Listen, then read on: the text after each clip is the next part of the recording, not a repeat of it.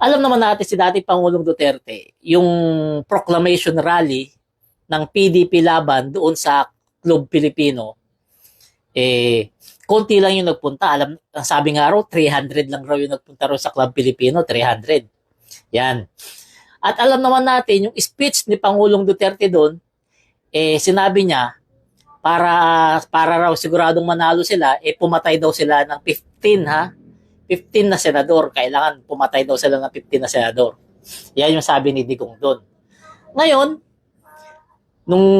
nung isang araw, nung Biyernes ba yun? Biyernes sa Davao. Davao Oriental ba yun? O Davao del Sur. Nag-speech din si Pangulong Bongbong Marcos sa campaign rally ng senatoriable niya ron sa Alyansa Pagbabago. Sabi naman ni Pangulong Bongbong Marcos, binanata na naman niya si dating Pangulong Duterte. Ang sinabi, desperado na, tanggap nila, salamat po sa nagbigay ng stars. Sabi ni PBBM, tanggap nila na mahina sila, kaya papatay na lang sila ng 15 na senador. Yan ba ang kakayahan? Yan ba ang gawain ng mga iboboto ninyo? Yan lang ba yung kakayahan ng iboboto ninyo? Yun yung sabi ni Pangulong Bongbong Marcos.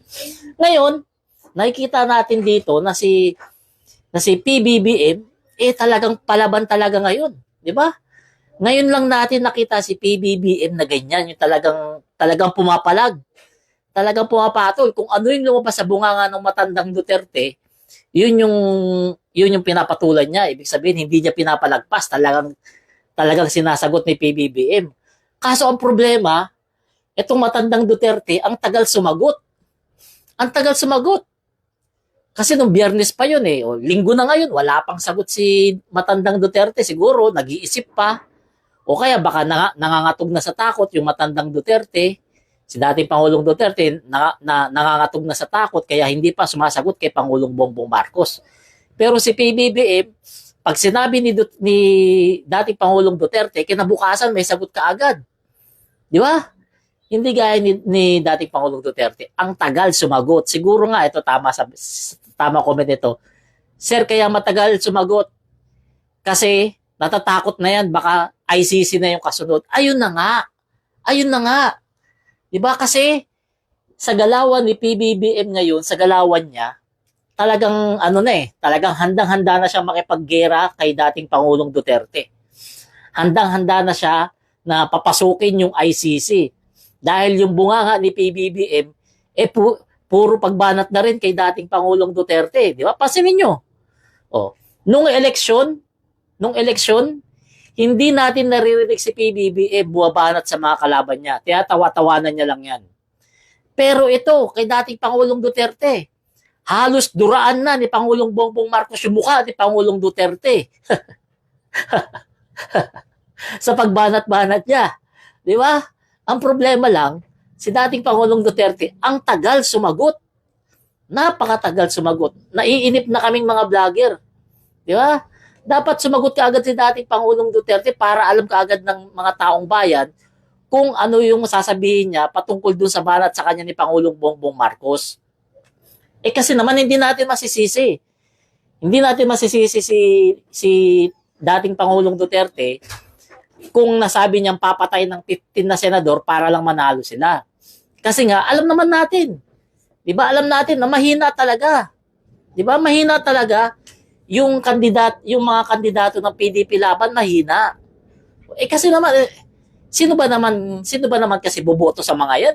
Wala naman kakwenta. Wala naman kakwenta-kwenta yung mga yan. Di ba? Wala naman kakwenta-kwenta.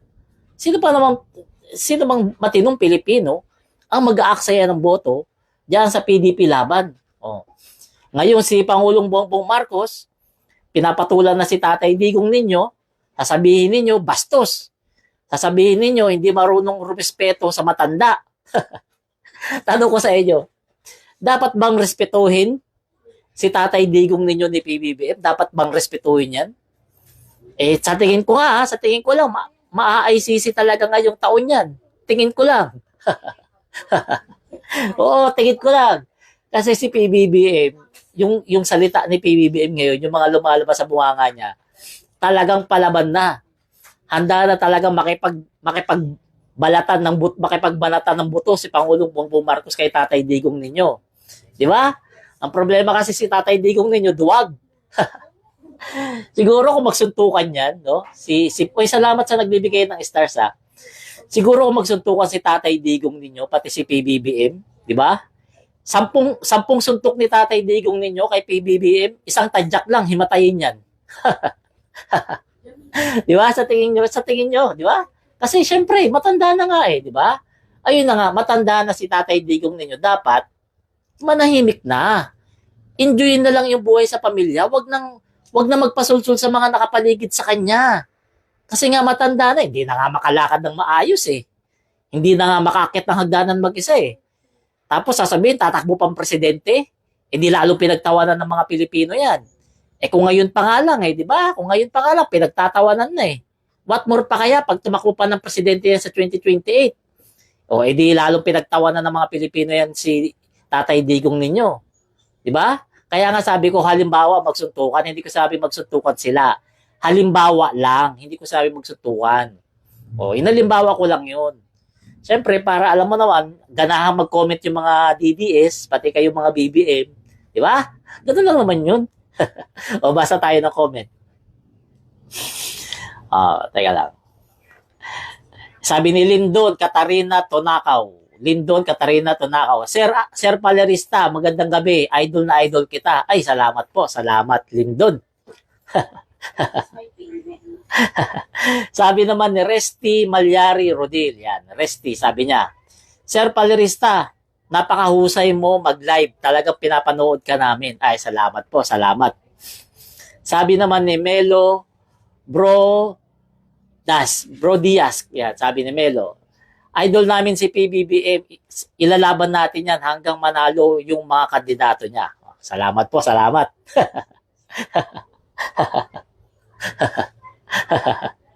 Yan.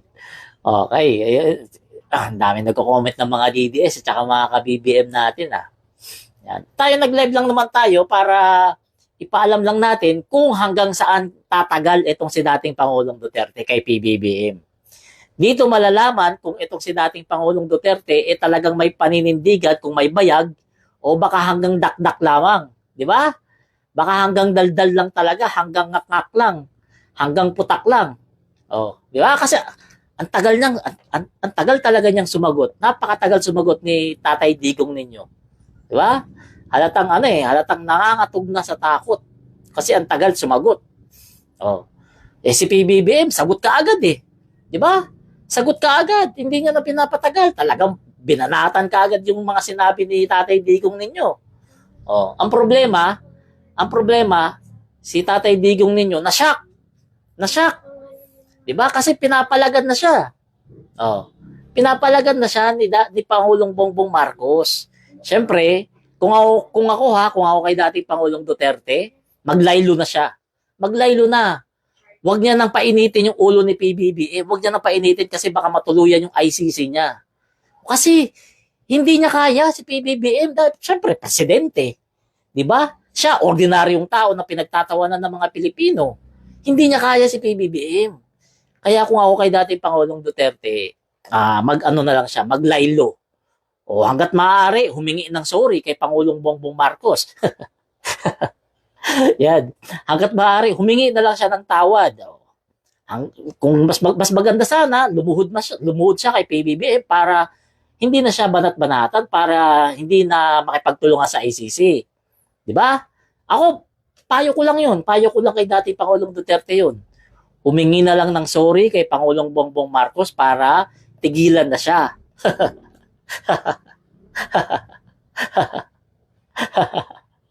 Di ba? Yun ang magandang gawin ni Tatay Digong. Yun ang magandang gawin niya.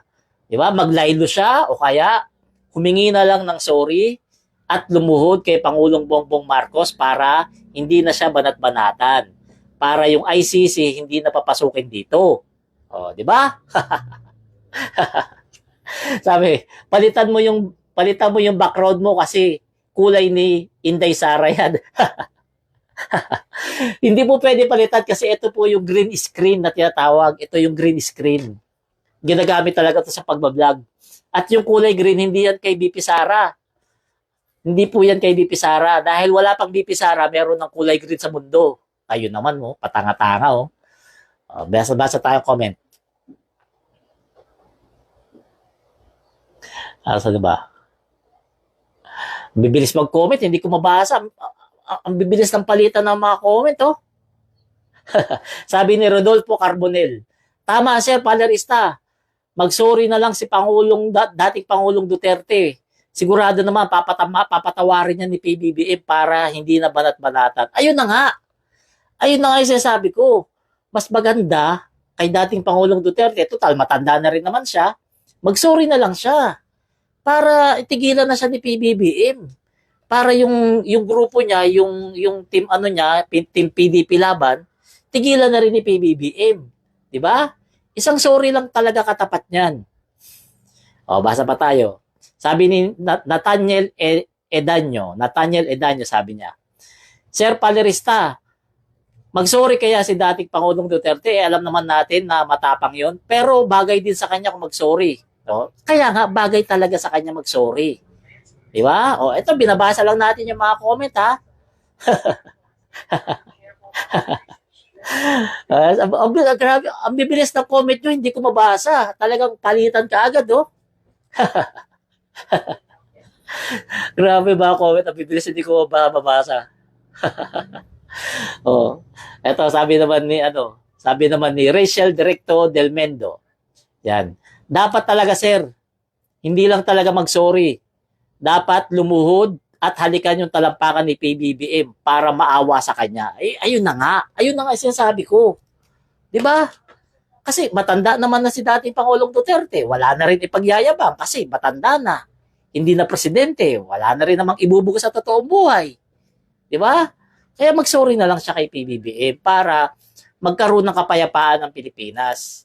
At sana pati si BP Sara mag-sorry na rin kay PBBM, pati kay Martin Romualdez. Para malay mo, hindi na maituloy yung impeachment ni BP Sara. Diba? Isang sorry lang ni BP Sara, tapos yung problema niya na yan. Diba? Kung ako sa mag-ama, ibaba na lang nila yung pride nila kasi wala silang kalaban-laban. Ibaba na lang nila pride nila. Si BP Sara, si dating Pangulong Duterte. Diba? Mag-sorry na lang sila kay PBBM. Baka just in case, mapatawad sila, matapos yung problema nila. lalo na si BP Sara. May impeach na yan. Na-impeach na nga di ba? Baka matanggal na sa pwesto yan. Kaya isang sorry lang ni Inday Sara. Tapos ang problema niya.